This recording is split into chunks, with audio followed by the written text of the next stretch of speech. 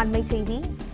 மாடுகள் முதல் தடவை வீதிகளில் பிடிக்கப்பட்டால் 5000 ரூபாய், மறுமுறை பிடிக்கப்பட்டால் 10,000 ரூபாய் அபராதம் என்று அமைச்சர் KN நேரு தெரிவித்திருக்கிறார். இதை பற்றின மேலும் விவரங்களை எமது செய்தியாளர் ராஜகுமரன் வழங்க கேட்கலாம். ராஜகுமரன், வணக்கம். விவரங்கள் என்ன பகிரலாம்? சென்னையில் சாலையில் செல்வோரை மாடுகள் முட்டக்கூடிய சம்பவம் அதிகரித்து வருகின்றது. ஒரு சில நேரங்களில் உயிரிழப்பு மிகப்பெரிய காயம் என்று அதை ஏற்படுத்தி விடுகின்றது.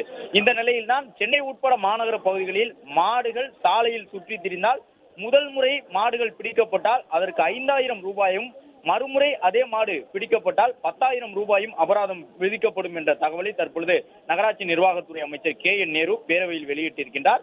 இதற்கு முன்பாக மாடுகளுக்கான அபராத தொகை குறைவாக இருந்த நிலையில் தற்பொழுது அது உயர்த்தப்பட்டிருக்கின்றது. வீதிகளில் மாடுகளை உழவ விடுபவர்களுக்கு முதல் முறை மாடு பிடிபடும் பொழுது 5000 ரூபாயும், மறுமுறை பிடிபடும் பொழுது 10,000 ரூபாயும் விதிக்கப்படும்.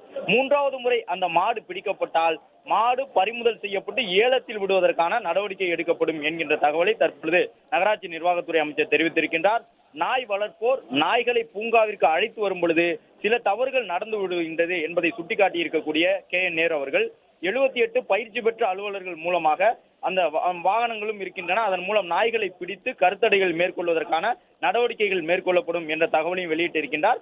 மேலும் மாடுகளுக்கான தடுப்பு நடவடிக்கைகளையும் அரசு முழுமையாக எடுத்து வருவதாகவும் நகராட்சி நிர்வாகத்துறை அமைச்சர் தெரிவித்துள்ளார்.